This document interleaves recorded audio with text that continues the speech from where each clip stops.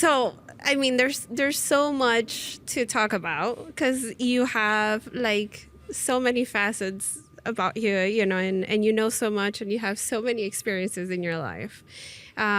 So your name is Sam, right? You go by Sam, and every time I say like Sam, people are like, "Oh yeah, Sam, yeah, we love Sam."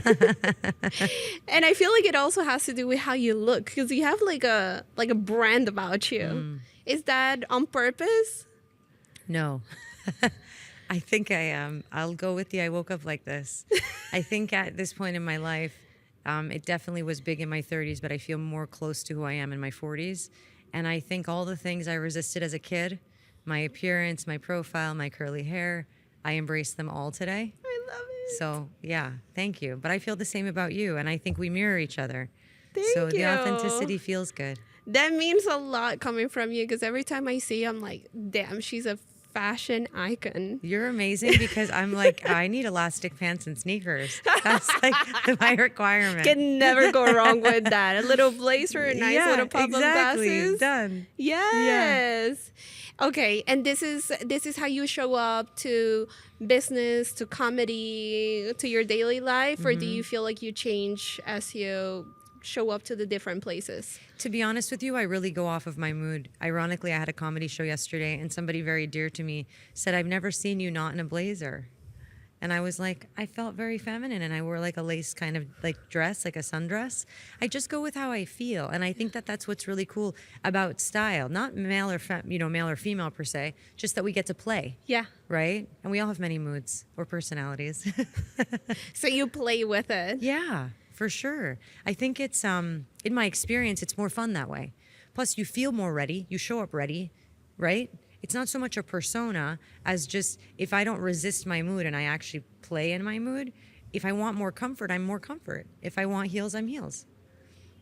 I think people remember you because of that too. Like you don't need a business card. Right. Has anybody told you that? It's ironic because I own a printing company and I have conversations about cards all the time. And it's what's attached to the card because otherwise it's an inanimate object, right? And then you think, what feeling does it leave? And then how does it land a plane when I'm gone?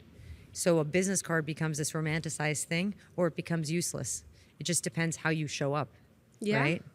90% of the time, business cards are, discarded, right? Right. So since you're in the printing business, what do you feel like you can do with a business card to make sure it's not discarded? Sure. Strong calls to action, variable quotes so that someone knows, like, let's say they got your card twice, maybe they weren't identical, or a free tool, something of value so they understand what your brand does for them and attaching to a transformation for them. So a downloadable lead magnet, something that isn't otherwise available. Not a lead magnet just to capture data, but to give back value, right? Because then it's an example of what it's like to work with you. And the colors, do you usually advise your clients to go with like popping colors or do you like analyze the client and then you're like, no, we should go with this font, with this color? What do you do? What I do is I abide by two things. What you say is your marketing and how you live is your branding. So the branding should be an attachment to you, less an extension, not a third-party inanimate object. So if you don't vibe as a founder or a CEO or a business development professional or any leader, let's say you don't vibe with the color purple, it would be odd to use purple because you don't embody it. I studied a lot of color psychology. I've been in printing 25 years, and so I play with color for a living. But what I say about it is irrelevant. It's how you feel, right? Certainly you have happier colors, more grounding colors, like our signs, right? But the reality is, again, it's what's attached to it. I'll use attorneys. We use very commonly navies and grays. Recently, I redid an entire brand portfolio for a law firm in yellows, different shades of yellow. Nice. They call themselves Happy Law. Oh, right? Makes sense. So it's just kind of it's to remove what's expected and really embody your brand. Yeah. Right? That's memorable. Mm-hmm. I love that. Yeah. How did they feel when you told them, okay, we're switching everything to yellow? Well, they said to me, the one specific founder in general, she said, I just really love yellows. And I said, why? And it's funny, it was similar to my burnt orange. Burnt orange shows up in my life in every way. I love that the chair's orange. Yes. This is not on purpose. And burnt orange for me is bold and grounding, right? And she shared something similar about yellows. And I said, there's an array of hues. And you just play with little elements. I'm a big person who lives by a brand refresh, just like changing your style. Yes. Refresh it, play with it. It's one of those things you literally can't fail. It doesn't work, you switch it up. You change the paint color on the wall. Like, it's not the end of the world. There's small shifts, right? We say 1 degree shifts are fun. A friend of mine, Christine, imparted that on me. And so we just play in that 1%. Yeah. And it's fun. That's amazing. So I feel like this is a nice segue to the other facet of you, which is being a comedian. Because I know as a comedian, you have to go with the flow and switch real quick depending on the audience, right? So when you started as a comedian and now that you're more experienced in it, what do you feel you've learned from it when it comes to adapting? I'd almost answer it by saying, what have I not learned? It has completely transformed how I show up. It's one of the most continuous invitations to authenticity there is, because all of your moods get to play and all of your dynamic interests and topics get to play. And you get to decide what you're leading with in that given particular thing. For me, I just use life as one endless stream of content. There you go. Because how is it that things happen, the light and the dark, and we're not supposed to do something with it? Like, I make jokes all the time about my family. I'm like, you guys did all this stuff to me. You think I'm not going to talk about you? I'm talking about you, and you're welcome. Yes. Right? It's imparted this ability for me to breathe, for me to set up punch in my life. So landing a messaging plane in a more intentional, convicted way. It's also allowed me to think more expansively. Like, you learn a lot about people when you laugh with them. Just like when we eat, when we break bread, you learn a lot about cultures when you sit and you eat together, when you sit and you have a conversation. I look at comedy the same way. Where does someone tighten up, right? So it allows you to be a bit more, or for me, a lot more open within your community to interests. And when it comes to design, we are one of one. You're one of one. Yeah. There's no single other you. So for me, it's just this beautiful invitation to think bigger. Wow. And what are other things that you've learned while being a comedian and also as a businesswoman? How has those two merged together? Significantly. I mean, I'm the marketing partner for a comedy speakeasy in Boca called Sad Man Comedy Cafe. I help comedians build their personal brands to create a stream of income, which is very necessary because people are not in comedy for the money. They're in comedy for love. I promise you, it could not be more true about that industry. But they all have businesses nonetheless. For a long time, I noticed many of them separated their business from their comedy persona. For me, and I will say this in all honesty, sobriety became the biggest invitation to bridge all of the parts of me. So my comedian life has allowed me to show up more congruent in my business life, to work with a more diverse set of clients, and my experiences with very large brands and founders and startups. So you're getting businesses in different eras, completely different planes, totally different industries, and different people. Just like comedy. You have an audience made up of 100 people. There's not two alike. One person laughs, one person doesn't. Right? And you get rid of this you can't please them all idea, and you just do your best. You know, it's comedy, it's art. You literally can't ruin it. You cannot mess it up. Yes, it is an art form. I can definitely say that. Secretly, I don't tell a lot of people this, but like, one of my dreams has always been to one day do like a comedy show, because I've always been, in front of the public eye, and I always say, I'm going to start moonlighting as a comedian, and that alone starts making people laugh because it's so ridiculous. It's not. You give me Mrs. Maisel vibes. Yes. Yes. Well, I know someone, so you her. can come take a workshop with me. Yeah, so that's what I was going to tell you, because when you showed up and you're like, I'm a comedian and I'm a business, I was like, yes, I need to connect with you, because you do workshops, right? Yeah. So I'm the marketing partner for a comedy workshop. The next one's January 4th. It starts Sundays 1 to 4, 5 weeks. And on the 6th week, we have a proper comedy showcase. It is produced professionally like any other comedy show. Each comedian gets somewhere between, let's say, 5 to 7 minutes of your own orchestrated comedy, your own writing. And it's like if you took a writer's room and stand up and bridge them, you have 15 to 20 hours of work. And it's not only such a beautiful space to grow from one class to the next, just once a week.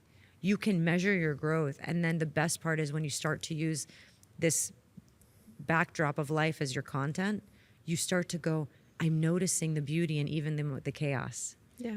Like, I can't believe this person said this thing on a Zoom. Or, oh my God, look what I saw when I was driving, or right? And you just suddenly you laugh more. And for me, it has been so healing. So the comedy workshops and the comedy showcases are a great place to start. Yes. So I would love to have you. Yes, I would Yeah. love to come. I heard you mention the reason why you started in comedy. So I would love for you to share that. So truthfully, 5 years ago, I started working in comedy, specifically producing the brands for these comedians and supporting this comedy production company called Sad Man Comedy Productions that then grew to Sad Man Comedy Cafe, which is the cafe in Royal Palm Plaza. At the time, I wasn't sober. 2 years ago, I received a gift from David, the owner of Sad Man Comedy Productions and Cafe, my first comedy workshop. And I didn't see them as, I saw it as coincidence. I didn't see them as perhaps a conduit. I just saw it as like, oh, how funny, right? And it was the biggest gift I ever received, honestly.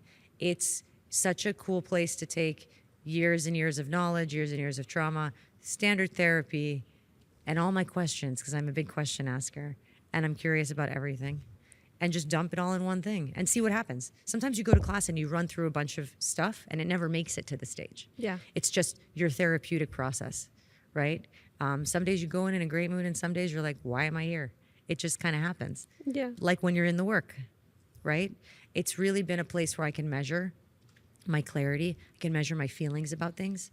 And for me, to know if I'm close to being over or having worked through or healed from something is my level of comfort to speak about it on stage. So if I get a little tagged or triggered or bothered, I'm flustered, or I feel I'm elevated, then I'm like, okay, we're not there yet. And that's okay. But at least I have a place to measure it. Less to submerge it, which for me is where a lot of my addictive tendencies came from. Perfectionism, people pleasing, things like that.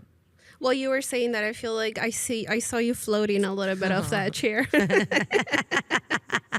That's an illusion. It's the orange chair.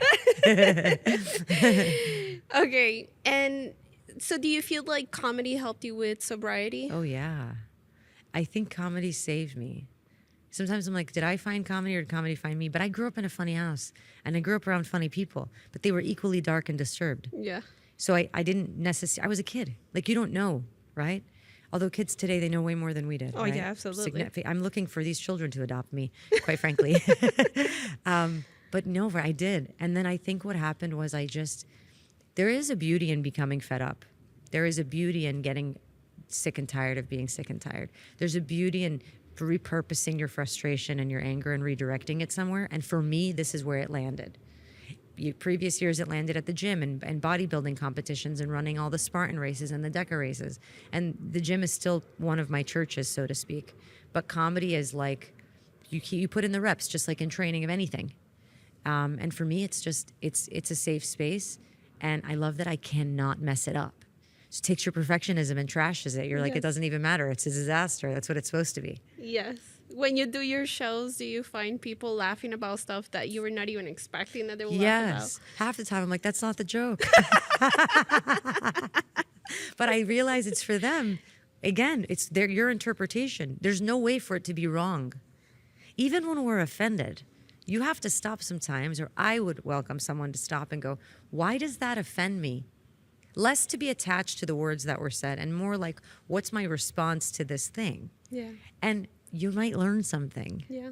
Right? Someone said to me on a call, the same gentleman who said he hadn't seen me in anything but a blazer. He said, when someone speaks, usually you hear it, you think amen or ouch. And if you think ouch, you got to ask yourself why. Yeah. Right? Yeah, that's a big topic right now. Yeah. With the cancel culture and political atmosphere, I feel like it's leading us to reflect a lot about who we are as people.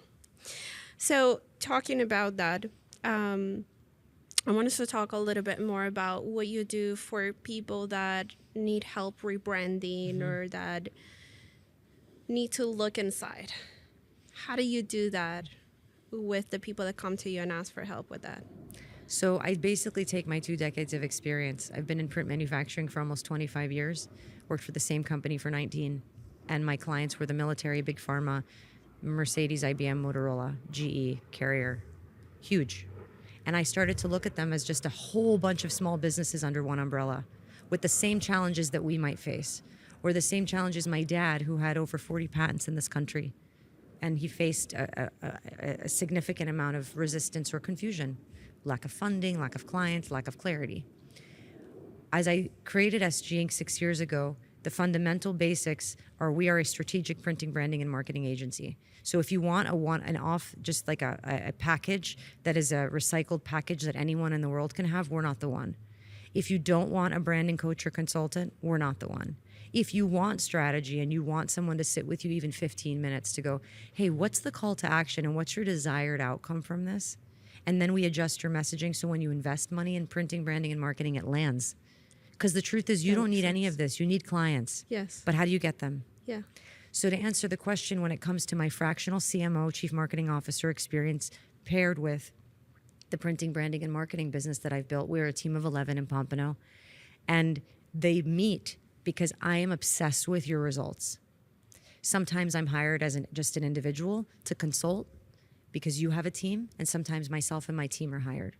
On a fractional basis, my selfishness leads with that because I want to work with more brands. Yeah. Right? There's 6-month and 1-year contracts. Presently, for example, I'm working with a faith-based apparel company, a blind company, an interior designer. I'm working with an author, and I'm working with a coach. Those are just the ones that come off the top of my head presently. And I share that as a variety. We all face the same pain points, but many times we don't stop and look at us. We look at, I did the brand package. I spent $20,000. Do you know how to use it? Or I story branded myself, but I have no way of really landing the plane. Well, do you know what a one-liner is and how you use it? Mm-hmm. Do you know how perhaps you switch around a couple of your terms based on the room you're in? Or have you ever been invited to stop pitching? Just stop pitching and share. Wow. And many times we're looked at like, wait, what? You Yeah. can do that? And I'm just going, well, have you tried? Right? Because you don't know what you don't know. Yeah. And for me, if you can't measure it, you can't test it. So we sit here, staff meeting for one, and we ideate a life that's like literally not even happening. And we make all these decisions. And we met at a networking group, right? Yes. So many times you're in so many rooms, you go through the motions. Or you're blessed to meet wonderful people who you want to just be friends with, and the rest you don't care about. I actually like that latter idea because we want to work with people we know, like, and trust. That's how this happened, right? But it's really just inviting people to a conversation that brings them in. And it's deep, and it is romantic because your brand is you. GE and Carrier and IBM and Lockheed stemmed from an idea. These are people businesses, Yeah. right? So I would say I'm in the business of people. Is that how you've moved your business forward to be yeah. successful? Yeah. I can tell you in all transparency, 5 years ago, close to 6 years ago, I bought a business. It was misrepresented financially. I lost everything. Ironically, this gentleman sued me. So I spent 2 years in court, lost my home, my partnership, and became an alcoholic. We were negative $220,000. We were having bankruptcy conversations only. I was having rehab, bankruptcy, and therapy conversations on a regular basis. And something said to me, maybe these aren't your options. They're options, but maybe they're not your options. And I stepped back. I did a 90-day deep dive in myself. I paired it with Atomic Habits and the 75 Hard Challenge. And I story branded my days. So there's a 7-step framework that we call the Y Pathway to Story Branding, and it bridges you as the guide to the transformation attached to your client's heroic journey. Donald Miller is my big inspiration, and he charges $100,000 an hour. So it made my ears perk up because I have a master's of international business and I never learned about this. Yeah. Right? So I story branded my life, and in 90 days we went from negative 220,000 to positive 110. And then all I thought about was, how do I duplicate this and how do I help people? Because how many people are having the bankruptcy therapy and rehab conversation? Yeah. Right? And then the nerd in me went, track it. Track every single thing you do. Measure every single step. Ask yourself why. No is a full sentence. Things like that. And then slowly but surely my approach softened because I realized this gets to be how I do life, i.e. my brand. Right? It's like the embodiment of you. Yes. Of who you are inside, and then you just, I don't want to say made it into a business because it doesn't feel like that. Mm-hmm. It just feels like you reached out to everything you know and now you're helping people get out of what a lot of people don't want to talk about, the bankruptcy, the addiction, the attorney, you know. Yeah. We think about our product as a third party. We're like, oh, it doesn't matter. This is over here. But it isn't, because you're the guide in this thing that's over here. And depending upon the depth that a person or a business wants to go in, even when again, a couple businesses, like one in specific, you know, you're talking about a business that's valued at $200 million. These aren't tiny businesses, but they have the same challenges because they're driven by people. So you have to recognize, oh, their marketing department has, you know, parents and people that are approaching retirement or entry-level people, right? You have to understand who's on first. They have to have a cohesive play. What's the call to action? What are we doing? And I think it became, my process was a rebrand, really, of rebranding me. And then my business rebranded. Yeah. We usually flip it. And we go, oh my God, I just did a rebrand and it's stunning. Well, you didn't change anything about how you do all the things. Right? So what did you change? Yeah. Text, colors, file types. That changes nothing. Right. And people put so much money into that, and they're like, oh, but it's not working. And it's like, honey, you have to change you. It's like Missy Elliott. It works if you work it. You know? I love it. Okay, so I know you have some events coming up. Yeah. I want you to share with us. Thank you. I'm very excited about both. The first one is February 27th in Fort Lauderdale at a private residence. It is a mansion that is absolutely breathtaking from 11 a.m. to 11 p.m. and it's called the Deal Makers Retreat. We created a matchmaking software that bridges the gap between strategic partners and deal making and capital. That means that you have more access to the resources you need and people who are in alignment with your values. They come through a very specific software that I created, attached to the Alpha Connector brand, and we have KPIs that can track how many deals have flown through this platform. So that's February 27th in Fort Lauderdale, called the Deal Makers Retreat. And then March 5th, I'm so honored to be the fractional CMO for the Inclusion and Impact Summit. The founder is Isu Ma'at, and he is the most intentional, most absolutely diverse and inclusive leader that I've ever met in my life. It's also hosted at a private residence in Fort Lauderdale, and it's a retreat day for executive leaders from 9 to 4.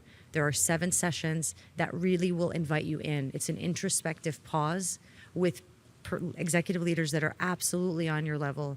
It invites you into very deep conversation, very, very inclusive, intimate room, private catering, private roundtable experiences. And in both cases, I'm attached to building out those brands, emceeing or speaking in some case, and building out the actual systems that will scale and allow those brands to grow. That's the part I'm most excited about, because an event by itself is a small business. So what's the point of doing it once, right? Yeah. So the idea is to build something that's sustainable. So Deal Makers Retreat, February 27th, and the Inclusion and Impact Summit, March 5th. Wonderful. And when is your next comedy show for the next year? I believe it's February 5th. I will give you actually the link for the show. Yes, I'll put it in And there. the next workshop at Sad Man starts January 4th. It's 5 Sundays. And then that following 6th Thursday, I'll double check. I think it's February 5th, is the comedy show. And it's at 7 p.m. That's exciting. Yeah, I'm super excited. Okay, so I want to close with the most important part of it all. And I have to say, with all the interactions that I have had with you and the reputation you have built, is that you're a very loving person. You're like a walking hug, I would say, and I think that when we're branding ourselves, right, it's all about how we make other people feel and how we leave them feeling, right?